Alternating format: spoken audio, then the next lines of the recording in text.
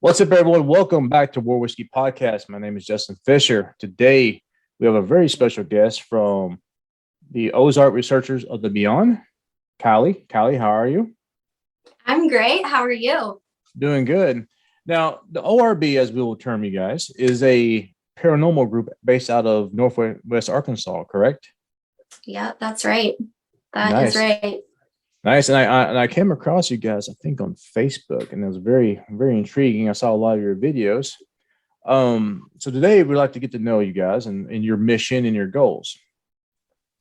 So, Kylie, tell me about the history of the ORB. How did this come to fruition?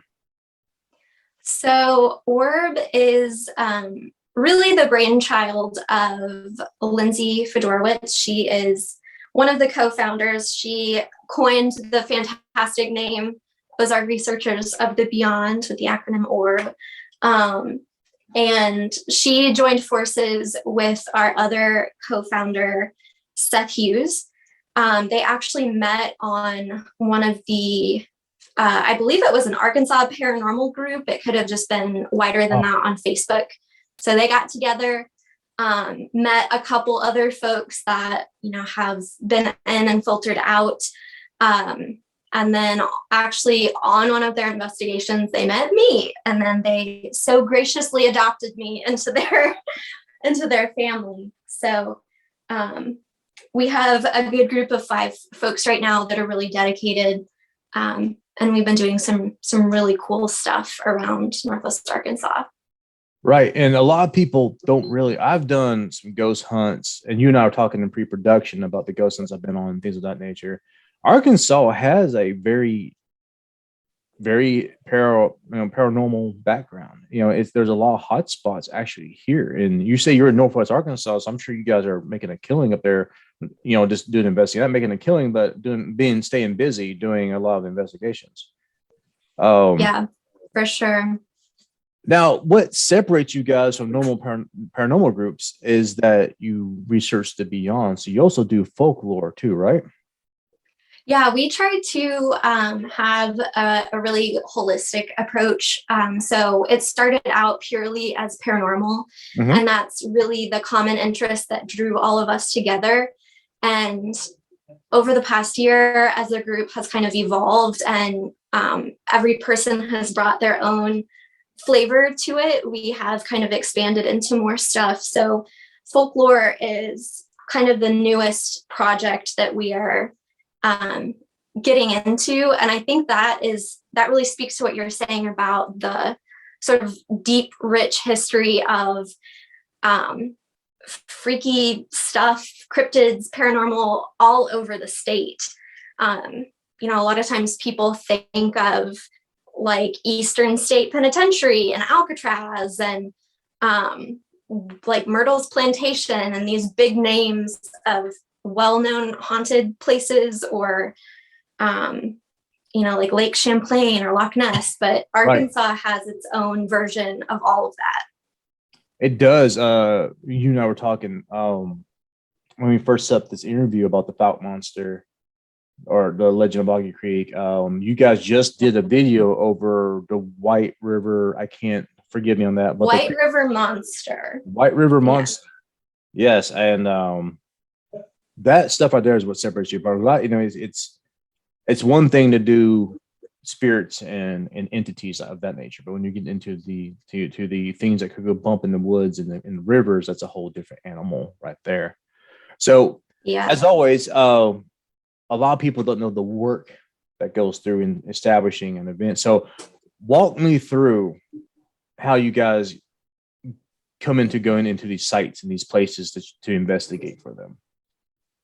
Yeah, so typically there's a couple different ways that first contact is kind of initiated. Right. It can either be a homeowner or business owner reaching out to us directly. Hey, I have this weird thing happening. I don't know what to make of it.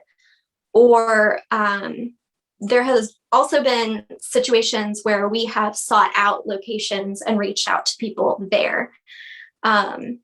So after we make that initial contact, whatever that looks like, typically our next step is to do a pretty in-depth I don't want to call it an interview, but we try to have the people be the focus and understand their experience. What has finally led them to take that next step to actually talking to a paranormal group? Because I think most people, you're either at your wit's end or you are a very open-minded person if you're reaching out to a group like ours for something like this, because your initial thing, you don't want people to think that you're crazy. And if you're reaching out to ghost hunters, you're crazy, right?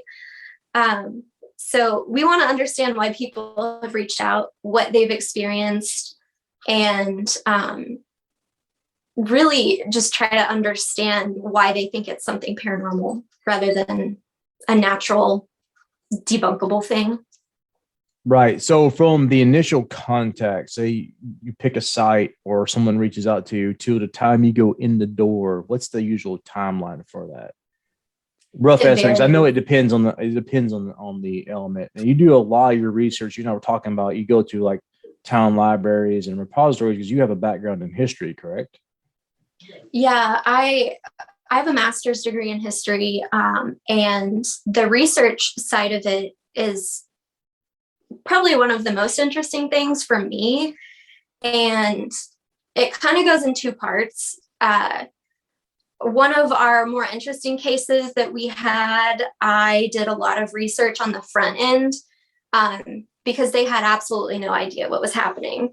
So I was looking at deeds. I was looking at ancestry.com. I was trying to find obituaries. Has somebody died here? Was this part of, a bigger plot of land that another house was on? Just trying to make sense of that.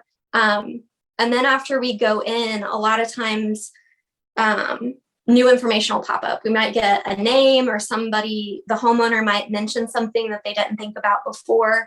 So it gives us more to kind of do some follow-up research on, to try to fill in the full story.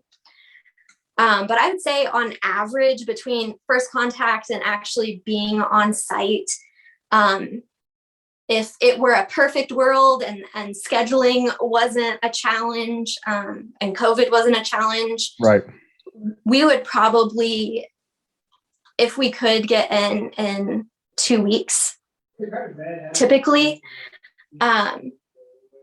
Unfortunately, that doesn't happen very often because some people really want to be there when you're doing an investigation. Some people have no interest in being there.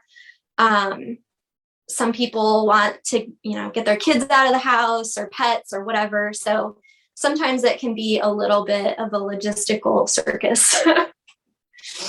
Idealistically, do you prefer like a commercial area or a residential area? Like, am I going to a house or a business? Which one do you prefer as a? Or does it really me personally, it really doesn't matter. We've had really cool experiences in both.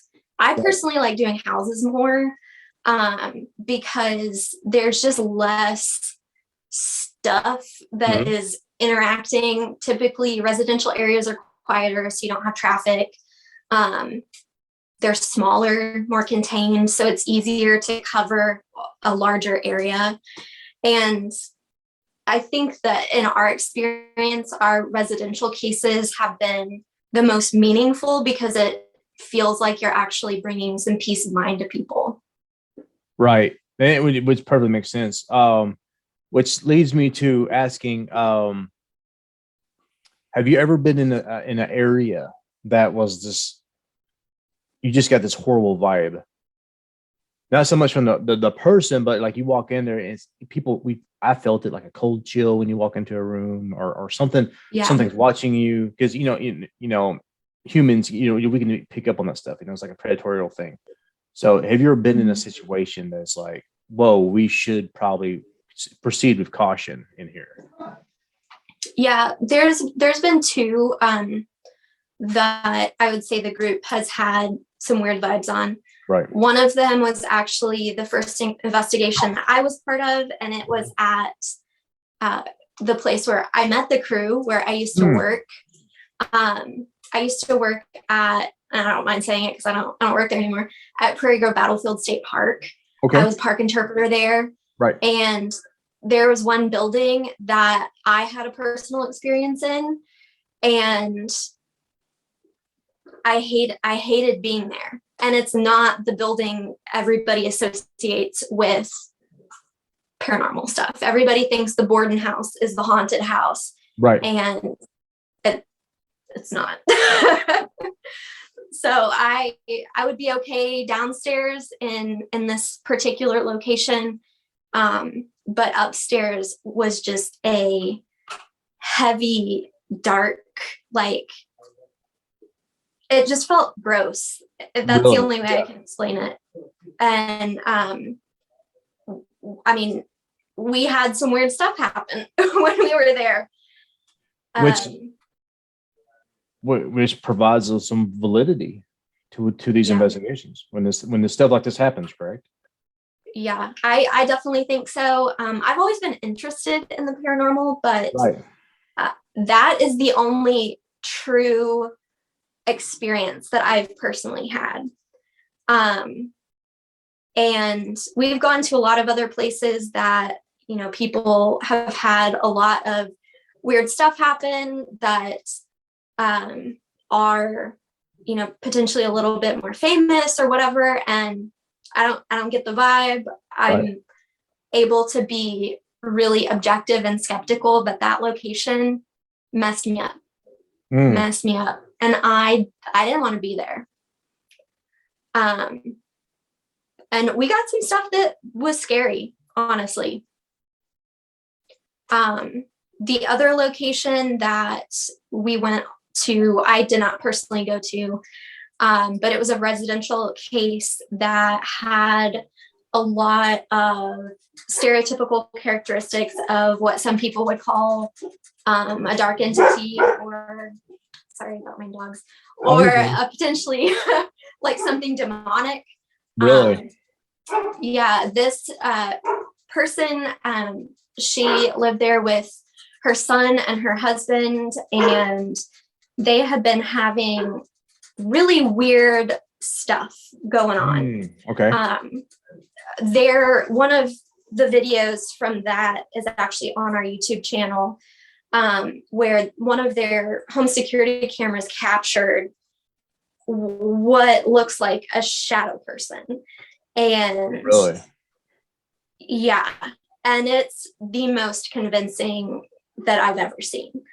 And talking to this person, I mean, she was scared, and that's not something that I think the average person is able to fake their way through a 45-minute conversation about how you're scared for your family. And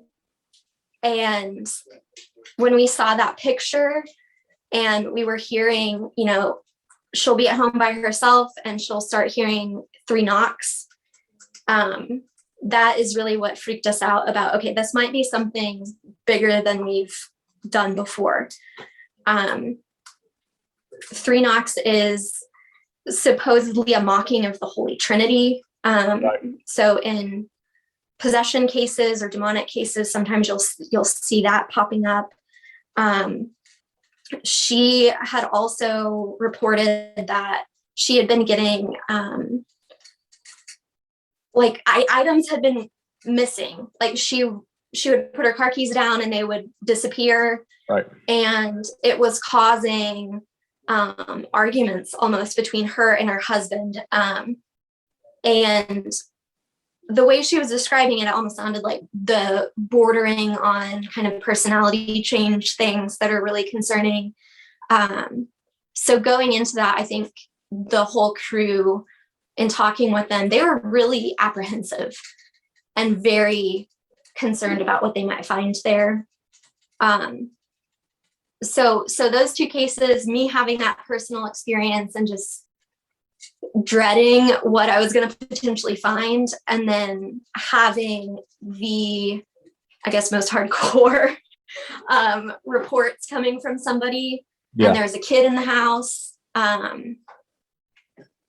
That one, I think, freaked everybody out just because we weren't quite sure what we were walking into.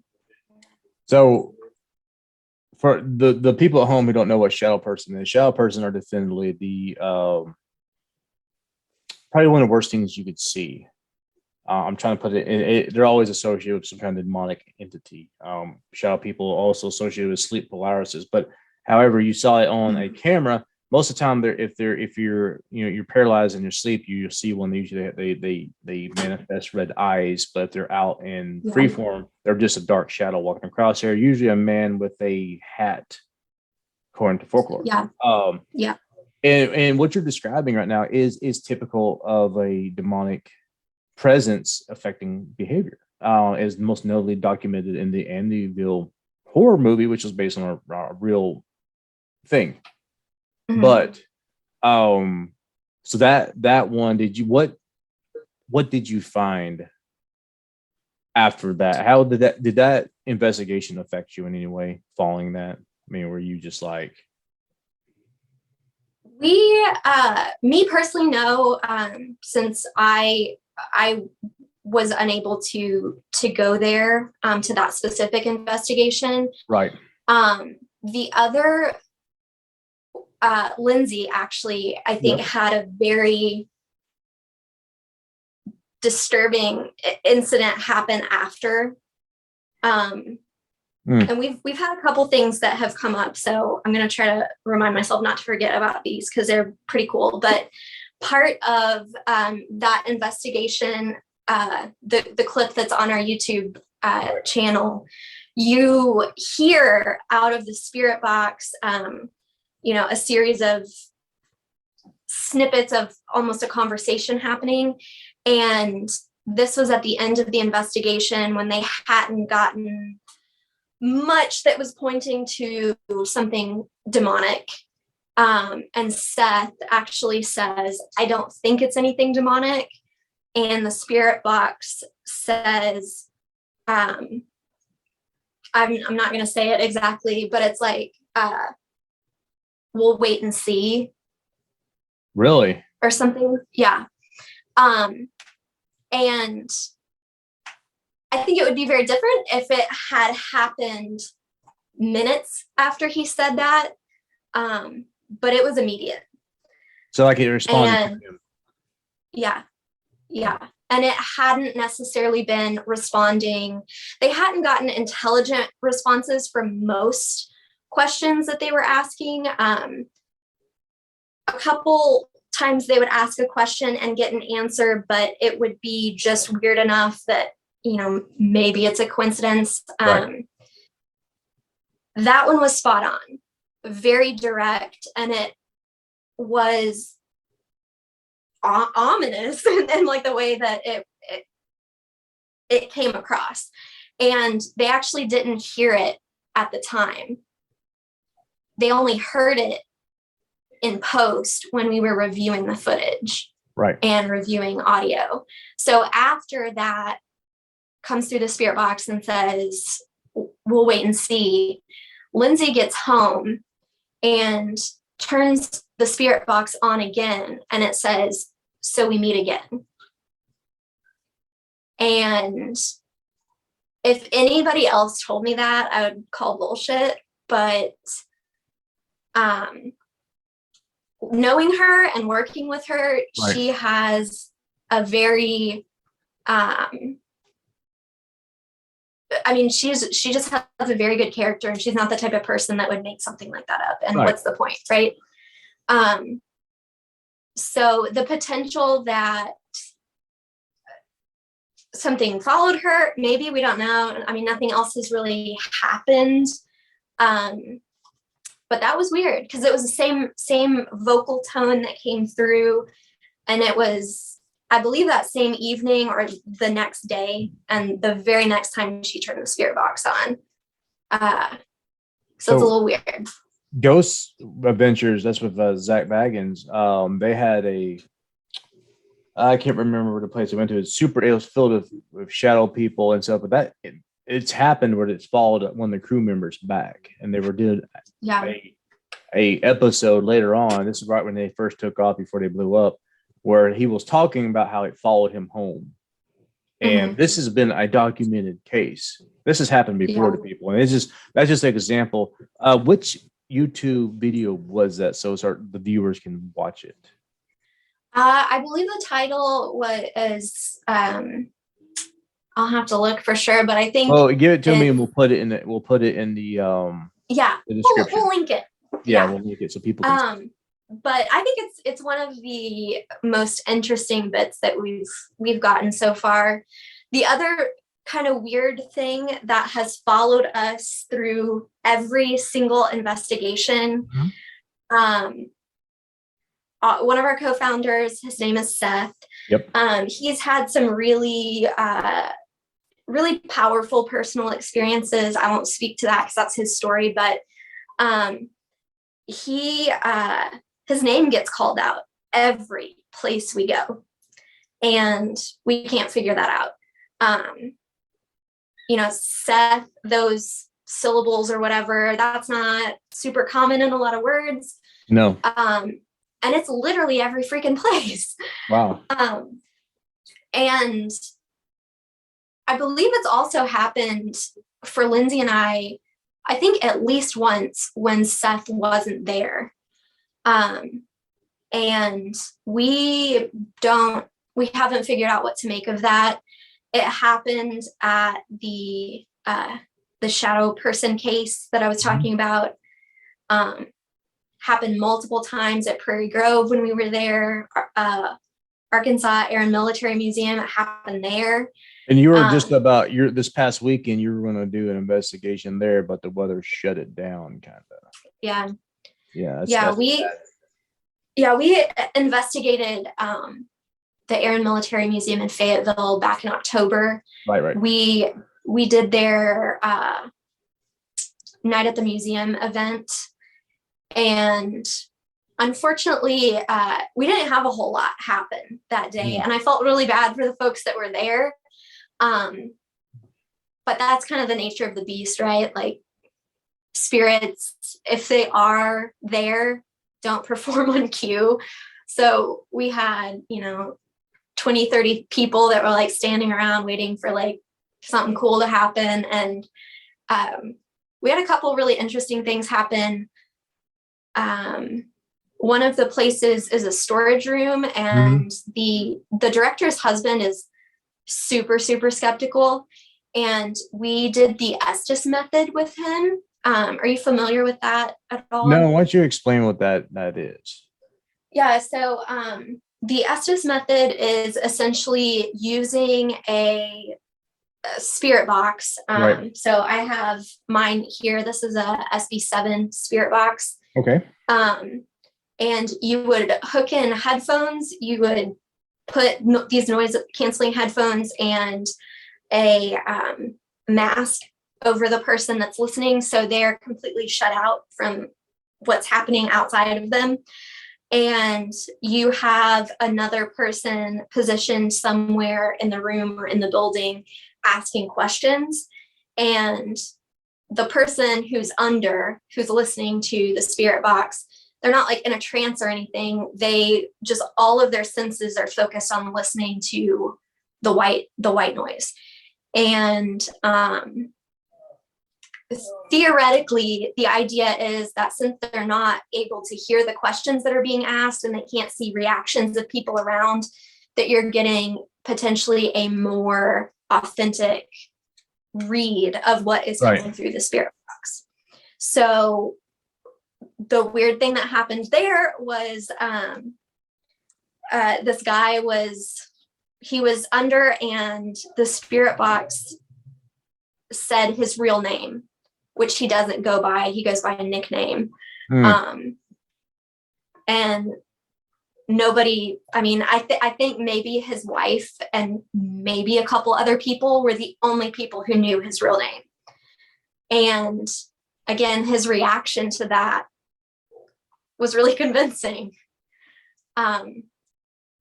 So it was interesting. Things, like I said, didn't have a whole lot. We had a flashlight come on randomly there.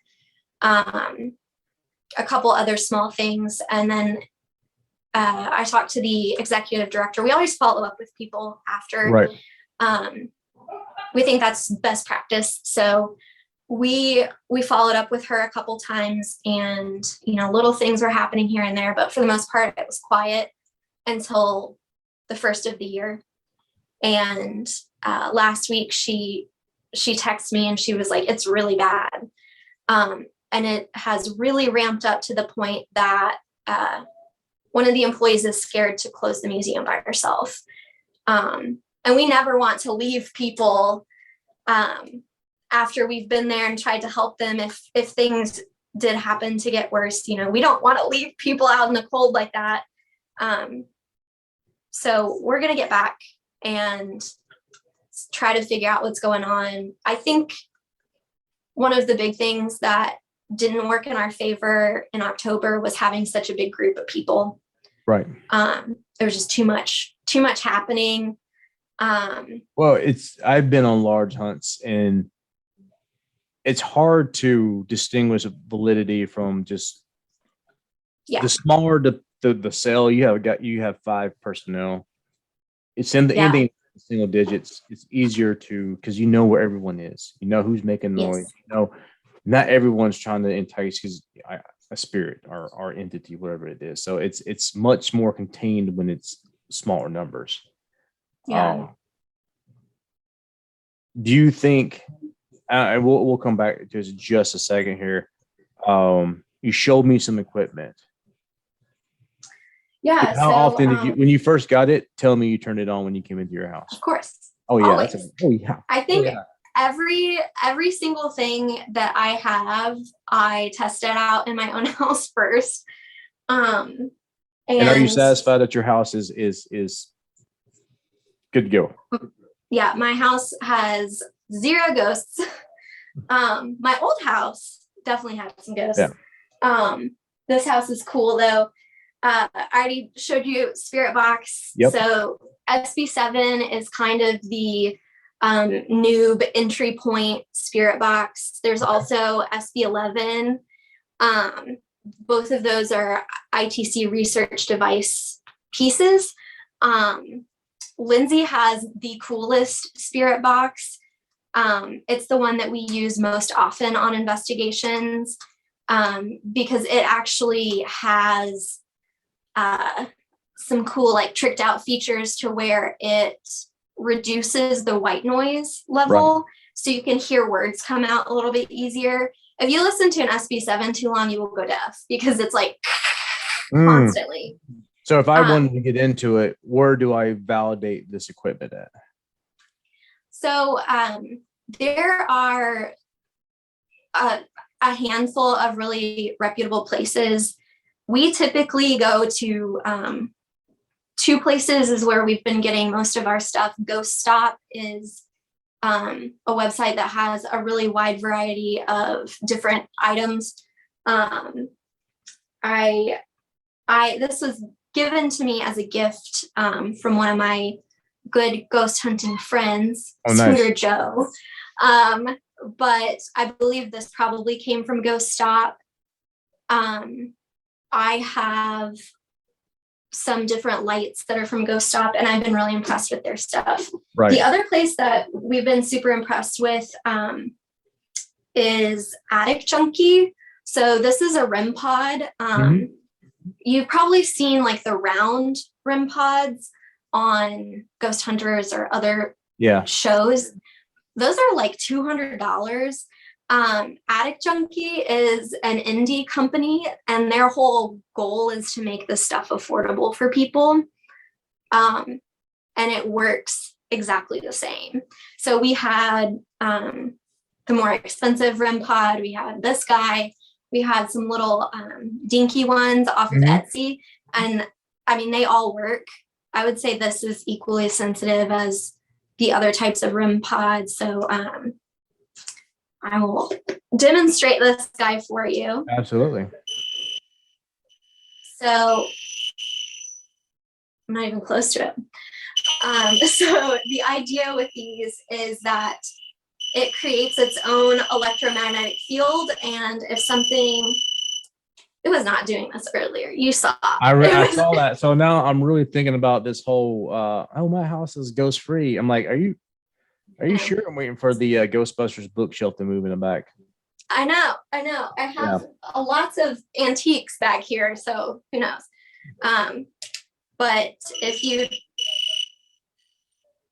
I don't know what's happening. You're hearing it live, folks. You're hearing it right now. This is legitimately happening right now. The idea of these is that the antenna produces its own electromagnetic field, and it functions kind of like a theremin.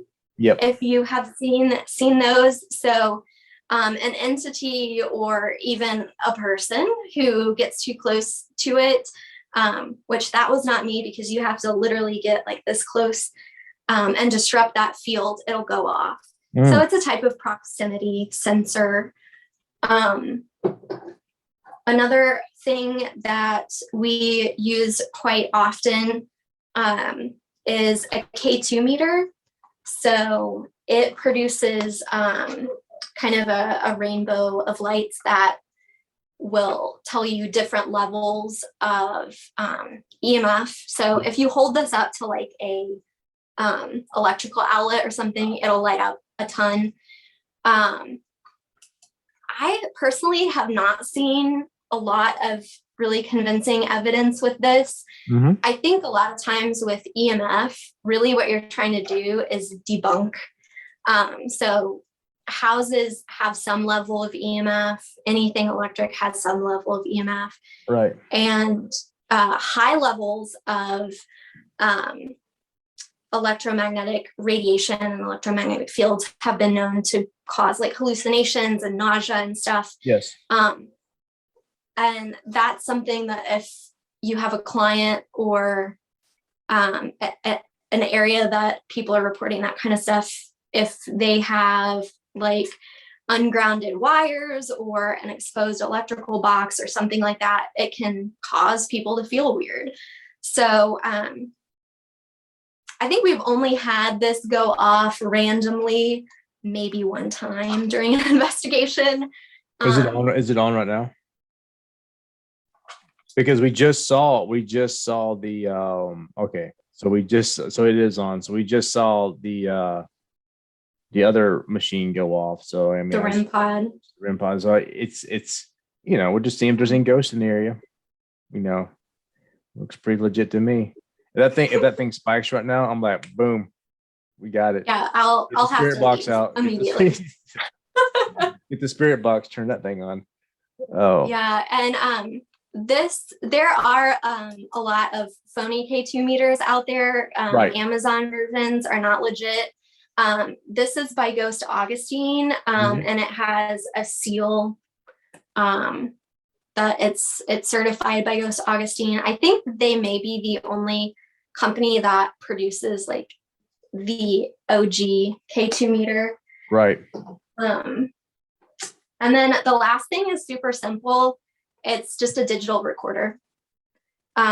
We use a digital voice recorder every time we go anywhere investigating. Highly effective. My first EVP was on just a standard.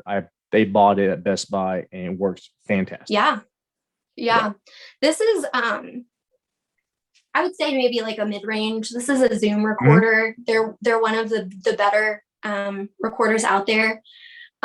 We've given away a couple recorders on our Facebook page because we really believe that you could go somewhere and have this single piece of equipment and start investigating.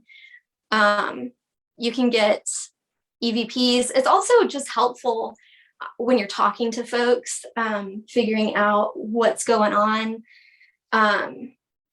to not be there trying to write notes the whole time.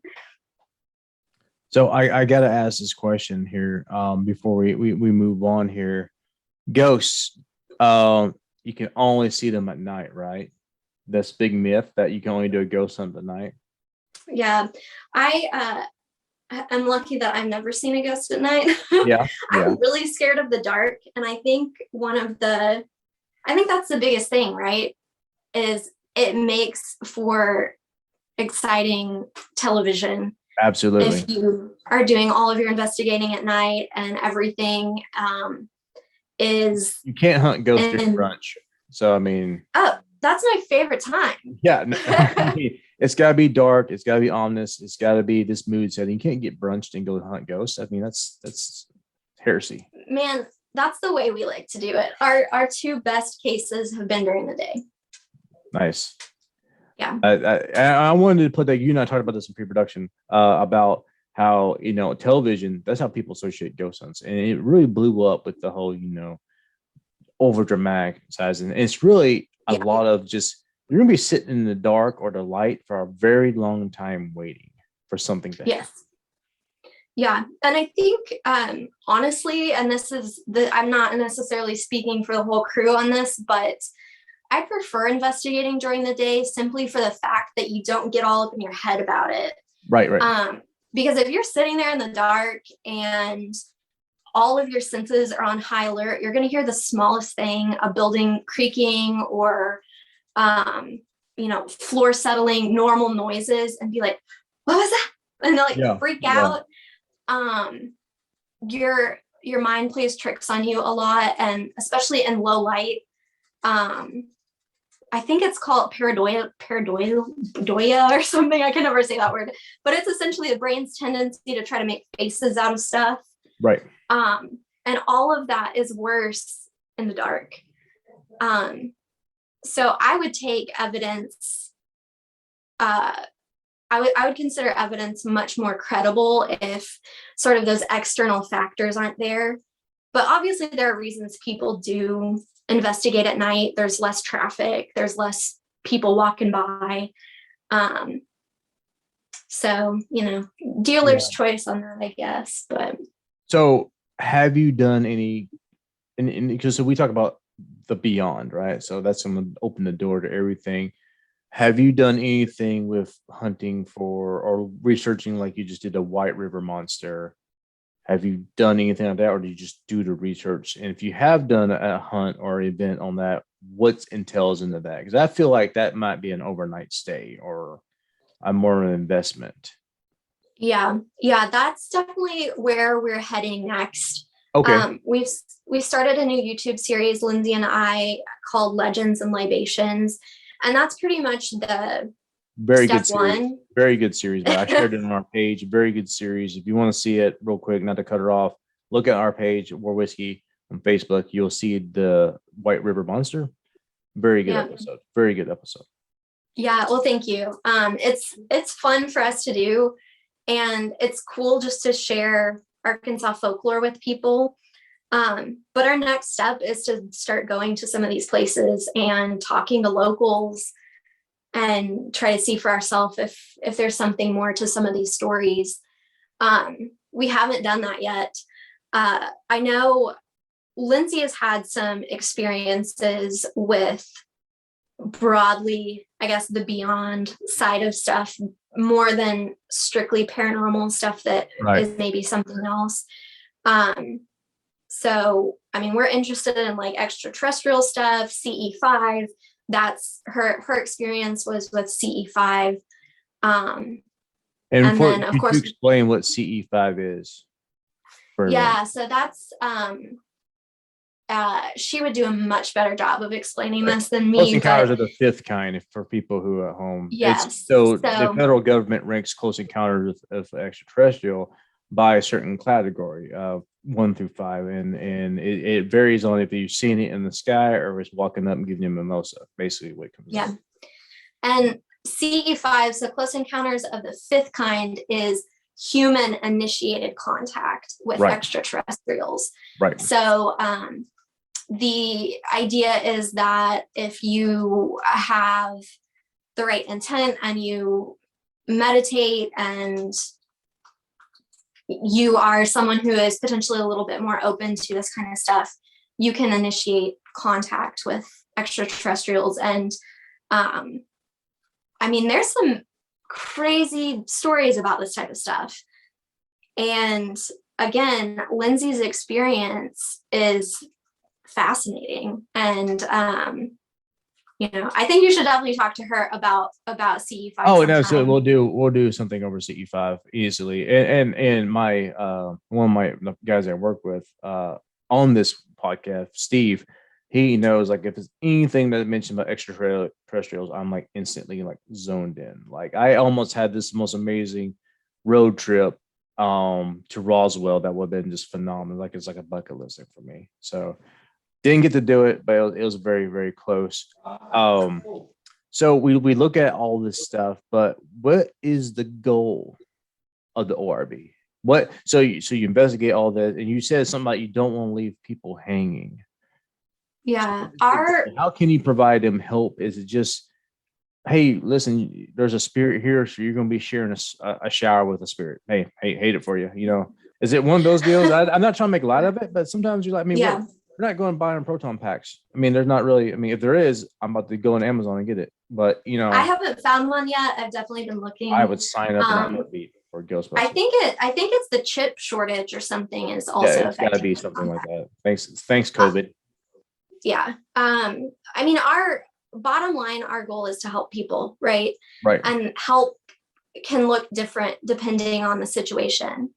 Not every case you're going in and blowing everything up and having an exorcism in a house. That's not realistic. Right. Sometimes I think people just want somebody to believe them and validate their experiences. So if you're able to go in there and be like, oh yeah, we had this happen too, that makes people feel better.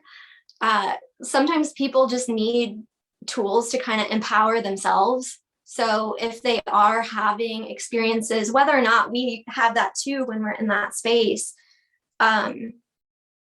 empowering them to take control of their home or their workplace back can be really healing for folks.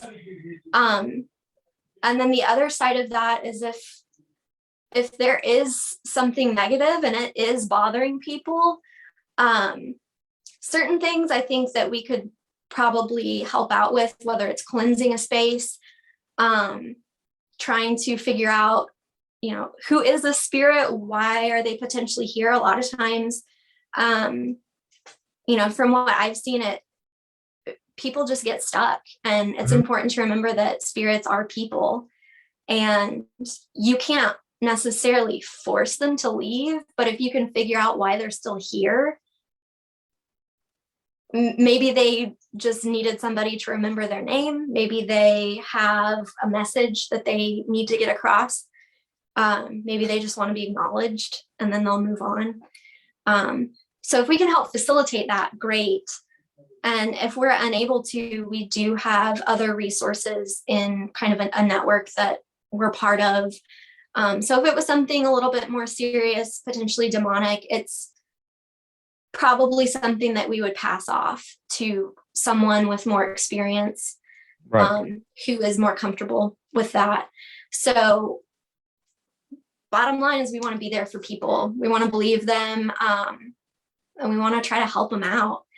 And then the selfish part of it is we're all kind of on our own journey too, of trying to understand what the world's all about. And each of us comes from a very different perspective, which I think makes our group pretty cool. So we each, you know, take something different away from every investigation that we do. And the most memorable parts of all of that are the people that we get to meet. Right. And you're absolutely right. The world, we know very little. We know the material, but there's so much more in the world that we don't understand, and the unknown. Yeah. And we try to, society has helped us, you know, dismiss a lot of it, but doesn't mean it's not real. So everyone, I really want you to go check out their Facebook page. They're legit. They have a great YouTube channel. Very well done. Before we go, is there any upcoming explorations you got on deck? You don't have to tell us where, but you got something in the works coming up soon? Anything involving aliens? Cross fingers. Maybe we're returning to one of the locations that we've done in the past, so people can be on the lookout for that. And then we are also really ramping up the Legends and Libations series, and we're hoping that once this kind of gross weather is over, that Lindsay and I can go and shoot on location and try to interview some people. And we're always open to receiving new cases too. So if anyone has a place that they know of or they're experiencing something, they feel free to reach out. Yeah. And when we just set up this podcast, I just reached out to y'all, and it was almost within 30 minutes, somebody responded back. So we try to be responsive, and we try to be like normal and nice to people. very, very friendly, very user friendly, very nice people to work with. So, Kylee, before we sign off, do you have anything else you'd like to say? I got nothing. Thanks for inviting me to be here. I really appreciate it. I know other members of the team wanted to be here, but we all hope that we can work with you on something cool in the future. And yeah, just check out our Facebook and let us know if we can help you with anything.